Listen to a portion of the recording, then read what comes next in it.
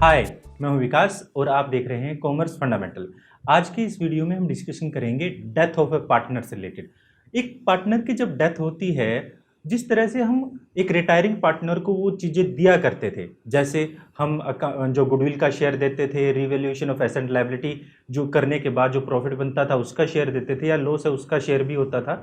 इसके अलावा गुडविल का ट्रीटमेंट होता था, या फिर हमारे पास जो भी रिजर्व हैं वो मिलते थे, इंटरेस्ट ऑन ड्राइंग है, इंटरेस्ट ऑन कैपिटल है, वो सब चीज़ें जो एक रिटायरिंग पार्टनर को दी जाती थी, वो सब चीज़ें हम एक डिसीज्ड पार्टनर के रिप्रेजेंटेटिव को भी देंगे। रिटायरमेंट ऑफ पार्टनर में और डेथ ऑफ पार्टनर में बहुत सारी चीज़ें कॉमन हैं। यहाँ पर एक डिफरेंस ये है कि जो एक रिटायरिंग पार्टनर है वो साल के एंड में ही हम उसे रिटायर करते हैं, बट जो एक डिसीज्ड पार्टनर है उसकी डेथ जो है वो साल के दौरान बीच में भी हो सकती है।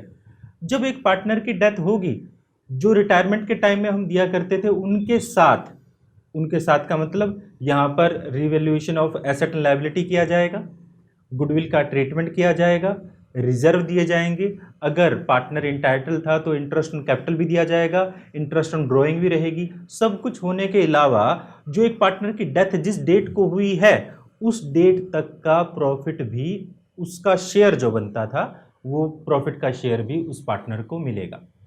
तो हम कैसे अकाउंटिंग ट्रीटमेंट करें? तो देखिए, जो एक पार्टनर है, अगर हम एक पार्टनर की बात करें तो मान लीजिए एक पार्टनर, यहाँ पर नॉर्मली हमारा जो एक साल होता है वो 1 अप्रैल से शुरू होता है और 31 मार्च को ख़त्म होता है। अगर किसी पार्टनर की डेथ यहाँ पर हुई है मान लीजिए 30 सितंबर, यानी हम देखें तो 6 मंथ पहले इधर और 6 मंथ इधर, यानी साल के बीच में उसकी डेथ हुई है। अगर साल के बीच में डेथ हुई है, जिस दिन उसकी डेथ हुई है उसका यहाँ 6 मंथ का प्रॉफिट भी उसे मिलेगा, इस डेट को ही मिलेगा। बट आप जानते हो हमारे अकाउंट जो होते हैं 31 मार्च को हर साल बनाए जाते हैं, ये फाइनेंशियल स्टेटमेंट बनाई जाती है।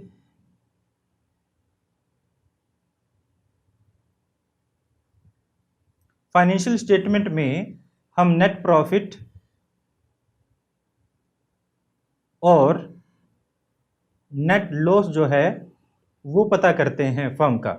अब पार्टनर की डेथ अगर इस पॉइंट पे हुई है तो उससे का पहले का प्रॉफिट, क्योंकि आप जानते हैं कैलकुलेशन प्रॉफिट तो साल के एंड में होगी, बट यहां पर पहले हम प्रॉफिट कैलकुलेट कैसे करें?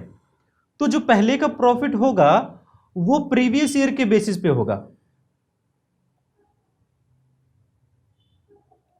Previous year basis, previous year के बेसिस पे हम जो इस ईयर का, इस टाइम पीरियड का हम प्रॉफिट की कैलकुलेशन करेंगे, वो हमारे पास ऑन सेल बेसिस और सेकंड, या फिर आप कह सकते हो ऑन टाइम बेसिस हम कैलकुलेट कर सकते हैं। सेल बेसिस का मतलब और टाइम बेसिस का मतलब, टाइम बेसिस का मतलब मान लीजिए हमारे पास एक पार्टनर की डेथ होती है 30 सितंबर को, तो हम जो प्रीवियस ईयर हैं उनके एवरेज निकालकर, average of previous year, average of previous year निकालेंगे, उसके बेस पर हम जो डिसीज्ड पार्टनर है उसकी प्रॉफिट का पता लगाएंगे। दूसरा ऑन सेल बेसिस। यहाँ टाइम बेसिस और सेल बेसिस में डिफरेंस हम क्यों लेते हैं? नॉर्मली क्या होता है, कोई एक बिजनेस जो होता है उसका ऑल सीजन, यहाँ पर हमारे पास टाइम बेसिस और सेल बेसिस दो टाइप के बेसिस हैं। सेल बेसिस और टाइम बेसिस हम क्यों लेते हैं? क्योंकि बिजनेस जो है उनका नेचर अलग अलग होता है। कुछ बिजनेस ऐसे हैं जो सीजनल बिजनेस हैं, जो एक टाइम तक तो उनकी सेल अच्छी रहेगी और एक टाइम के बाद सेल अच्छी नहीं रहेगी, तो वहां पर सेल बेसिस पे प्रॉफिट को कैलकुलेट किया जाता है। बट कुछ बिजनेस ऐसे भी हैं जो पूरा साल एक जैसे चलते रहते हैं। इस तरह के बिजनेस में जो प्रॉफिट है वो पूरा साल एक जैसा रहता है, तो इस वजह से हम यहाँ प्रॉफिट की कैलकुलेशन ऑन सेल बेसिस लेते हैं। दोनों ही सिचुएशन में हम प्रीवियस ईयर के प्रॉफिट को बेस मानेंगे। तो कैसे करेंगे? देखिए, मान लीजिए हमारे पास एक, ये हमने कहा ऑन टाइम बेसिस, तो पिछले सालों के बेस पर। अब एक पार्टनर की डेथ हुई है 2020 में, यहां पर 2018, 2019, 2017, 3 सालों के बेसिस को हम एवरेज निकालकर, जो एवरेज रहेगा, अब क्योंकि एवरेज वो पूरे साल का होगा, ईयरली होगा, तो जो ईयरली एवरेज रहेगा, मान लीजिए एग्जाम्पल के तौर पर हम 2017 का प्रॉफिट मान लेते हैं 20,000, 2018 का प्रॉफिट मान लेते हैं 25,000, और 2000 हम 19 का प्रॉफिट मान लेते हैं 25,000, 70,000 हमारे पास हो जाता है। ठीक है, तो आप इसको 25,000 ही कर लें, तो 75,000 हो जाता है।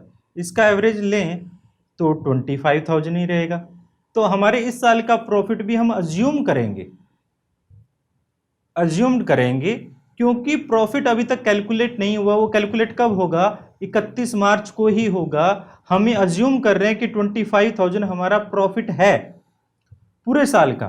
तो यहाँ 6 मंथ का कितना हो जाएगा? 6 मंथ का करें तो 6/12 करें तो 12,500 हमारे पास 6 मंथ का प्रॉफिट रहेगा। और जो एक पार्टनर जा रहा है, मान लीजिए उसका 50% शेयर था, तो इसका जो जा रहा पार्टनर है 12,500 का अगर 1/2 करें तो 6,250 रुपीज उसका शेयर रहेगा। इस तरह हम टाइम बेसिस पे शेयर निकालते हैं। उन सेल बेसिस पे कैसे रहेगा? सेल बेसिस भी बहुत ही आसान है, इसको मैं रब कर देता हूं। अब सेल बेसिस में देखिए, मान लीजिए हमारे पास जब एक पार्टनर की डेथ हुई 30 सितंबर को, हमारी टोटल सेल जो थी 24,000 थी। अब हमने देखा प्रीवियस ईयर में हमने टोटल जो सेल की थी वो 6 लाख रुपीस की थी। 6 लाख पर हमने 60,000 प्रॉफिट कमाया था।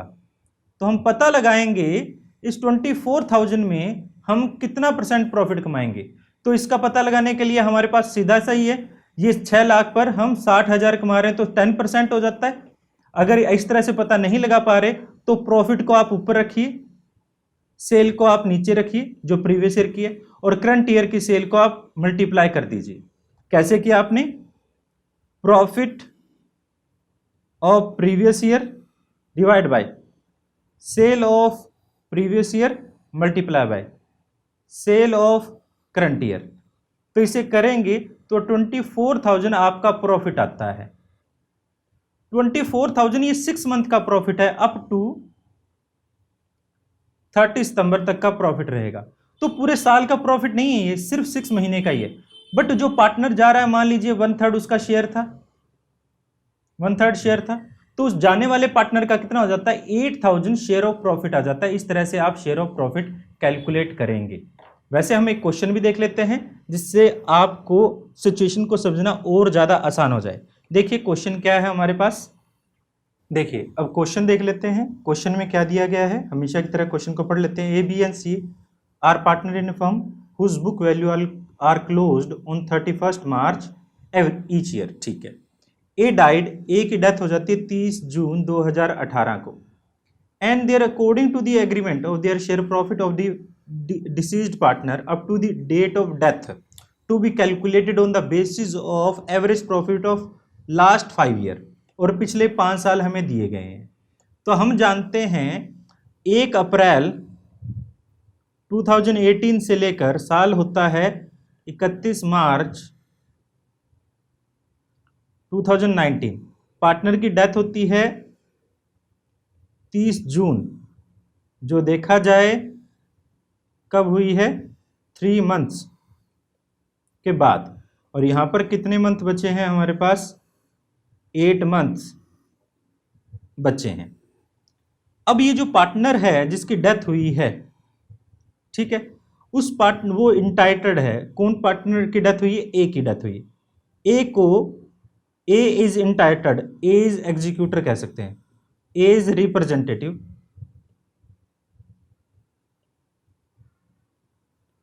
जो है इंटाइटल्ड है किसके लिए? Profit share up to the date, कब की डेट तक का, 30 जून 2018 तक का उसको प्रॉफिट चाहिए, उसका शेयर चाहिए। अब शेयर निकालने के लिए, क्योंकि हमारा जो प्रॉफिट है 31 मार्च 2019 को ही कैलकुलेट होगा, तो हम यहां से एक अप्रोप्रिएट अंदाजा लगा सकते हैं, अप्रोक्सीमेट जो है हम निकाल सकते हैं कितना, और किस बेस पर निकाल सकते हैं, प्रीवियस ईयर के बेस पर। जो प्रीवियस ईयर के ईयर्स दे रखे हैं हमें, तो एवरेज प्रॉफिट ले लेंगे पिछले 5 सालों का, जो कि 2014 में 14,000, क्वेश्चन भी दिखाई दे रहा होगा, और 18,000, फिर 16,000, फिर लॉस है, यहां पर लॉस को लेस कर देंगे 10,000 और 16,000, उनको टोटल करें और उसको 5 से डिवाइड करें, तो हमारे पास 10,800 जो है एवरेज प्रॉफिट आता है। यानी हम अज्यूम कर रहे हैं ये 10,800 जो है वो कब तक का प्रॉफिट है, वो पूरे साल का प्रॉफिट है। ये 10,000 जो लिया है उन्होंने 10,800, वो पूरे साल का हमारा प्रॉफिट है। तो ये 6 मंथ, ये जो 3 मंथ है इसका प्रॉफिट कितना रहेगा, तो हम 3 मंथ का प्रॉफिट कैलकुलेट करें, 10,800 मल्टीप्लाई बाय 3 डिवाइड बाय 12 करें, तो हमारे पास यानी जो प्रॉफिट निकल कर आएगा अप टू दी डेट 30 जून 2018 तक का प्रॉफिट निकल कर आएगा, जो कि कितना बनता है 2700। तो ये 2700 भी जो प्रॉफिट है टोटल प्रॉफिट है अप टू दी 30 जून 2018। अब जो नया जो पार्टनर जा रहा है, क्योंकि हमें यहाँ प्रॉफिट शेयरिंग रेशियो नहीं दिया गया था, तो हम मानेंगे प्रॉफिट शेयरिंग रेशियो ओल्ड कितना था, 1:1:1 था। ठीक है, तो 1:1:1 था, तो हमारे पास जो ए का शेयर है, एज शेयर और प्रॉफिट कितना निकलता है, ए का जो शेयर ऑफ प्रॉफिट है 27,000 मल्टीप्लाई बाय 1/3 निकलता है, जो कि हो जाएगा 900। अगर हम उसे देंगे तो कैसे देंगे, अब यहां पर ये क्वेश्चन आता है, यहां पर एक जर्नल एंट्री आती है। एक बात तो हमें पहले से ही कंफर्म है, जब देंगे तो पहले उसके कैपिटल अकाउंट में ट्रांसफर करेंगे और फिर हम एग्जीक्यूटर के अकाउंट में ट्रांसफर कर देंगे। तो कैपिटल अकाउंट में जब ट्रांसफर करेंगे तो हम यहां पर हम एज कैपिटल अकाउंट कर देंगे 900, बट डेबिट क्या करें, हम प्रॉफिट एंड लॉस अकाउंट को डेबिट करें 900 से।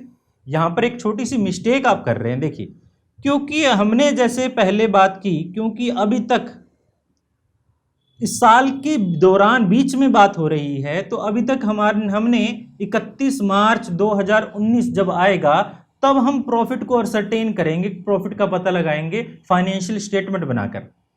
अभी तक जो डेट है हमारी उसमें हमने अकाउंट्स नहीं बनाए हैं, तो हमारा प्रॉफिट हमने असरटेन नहीं किया है, एक्चुअल प्रॉफिट नहीं है, ये सिर्फ एक अप्रोक्सीमेट प्रॉफिट है।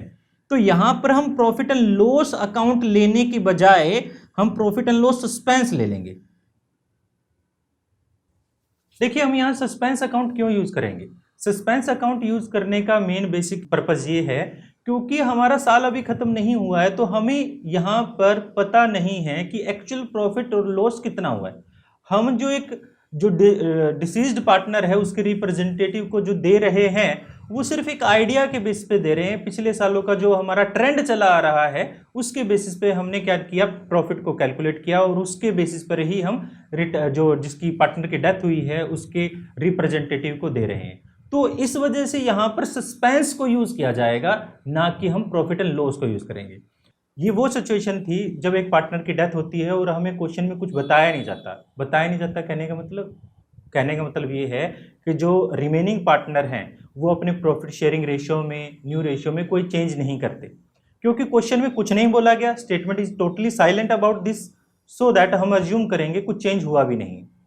इस कंडीशन में अगर यहां पर जो पार्टनर है वो चेंज कर लें, अब एक पार्टनर की डेथ होने के बाद जो रिमेनिंग पार्टनर है अपने प्रॉफिट शेयरिंग रेशियो को चेंज कर लें, तो क्या होगा। तो देखिए इसी क्वेश्चन में सेकंड पॉइंट, क्वेश्चन में हमें कहता है there is a change in profit sharing ratio of remaining partner new profit is, हमारे पास चेंज हो गया है, तो हम यहां पर क्या कैलकुलेट करें? हम यहां गेनिंग रेशियो और सैक्रिफाइसिंग रेशियो कैलकुलेट कर लेंगे। मैं इसे रब कर देता हूं,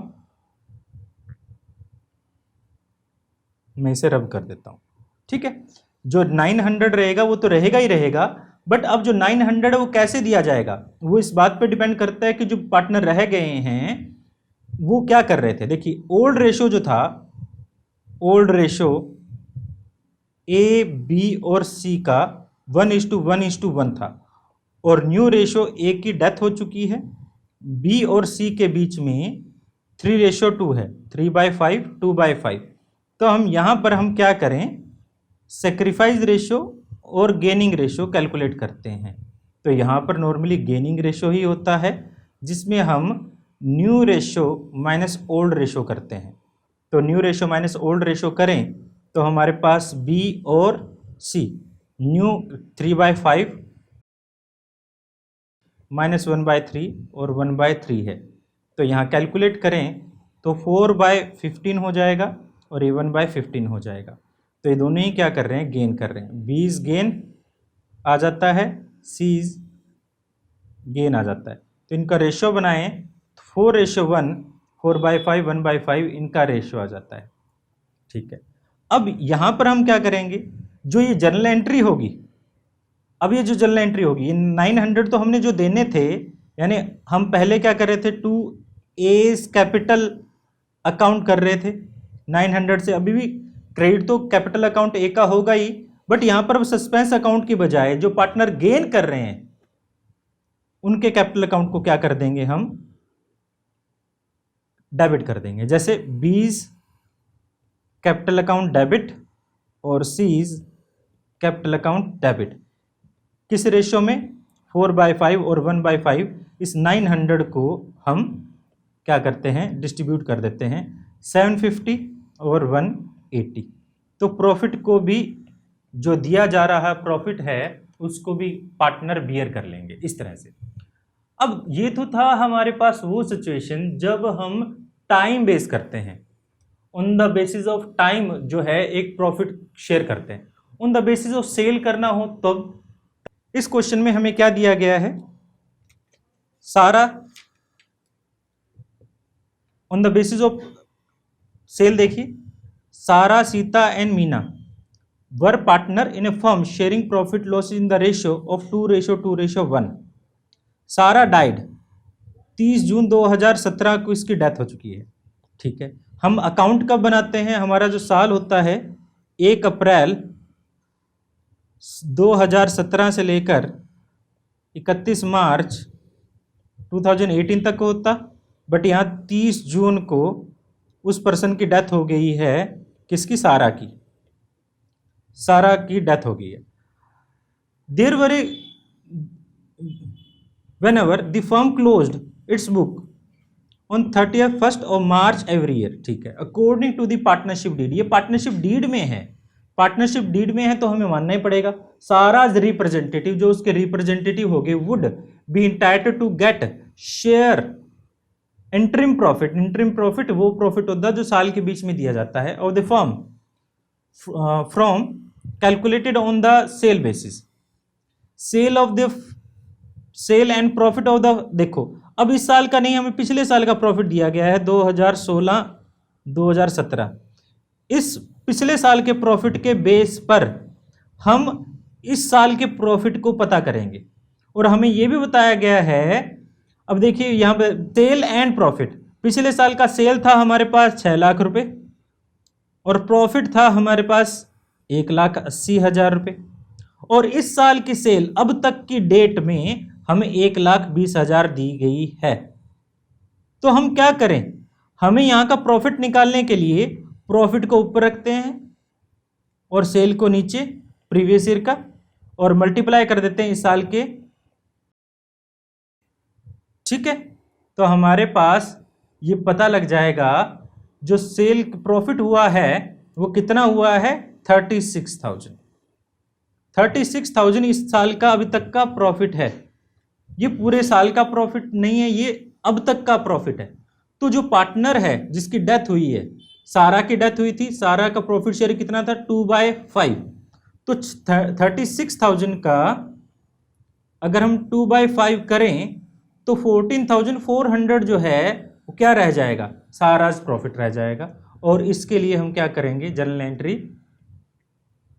प्रॉफिट, क्योंकि यहाँ प्रॉफिट शेयरिंग रेशियो चेंज नहीं हुआ है तो हम यहाँ पर सस्पेंस अकाउंट को करेंगे। सस्पेंस अकाउंट को हम डेबिट कर दिया और साराज कैपिटल अकाउंट को क्रेडिट कर दिया 14,400 से। इस तरह से हम जो एक पार्टनर डेथ होती है उसके रिप्रेजेंटेटिव को करंट ईयर के प्रॉफिट का शेयर देंगे। आई होप ये आपको समझ आया होगा। अगर फिर भी आपको कोई प्रॉब्लम फील होती है, महसूस होती है क्वेश्चन को करने में, क्वेश्चन समझ नहीं पा रहे हैं, तो feel free to contact us. आप हमारी ईमेल आईडी जानते ही हैं, हमारी ईमेल आईडी है avkr.commerce@gmail.com। आप कमेंट बॉक्स में भी लिख सकते हैं। आप हमारे टेलीग्राम चैनल को भी ज्वाइन कर सकते हैं जिसका लिंक डिस्क्रिप्शन में दिया गया है, जिससे कि आप कोई भी पीडीएफ जो रिक्वायर्ड पीडीएफ है या स्टडी मटेरियल से रिलेटेड है वो आपको मिल सके। और फिर मिलते हैं नेक्स्ट वीडियो में, जब तक के लिए थैंक यू।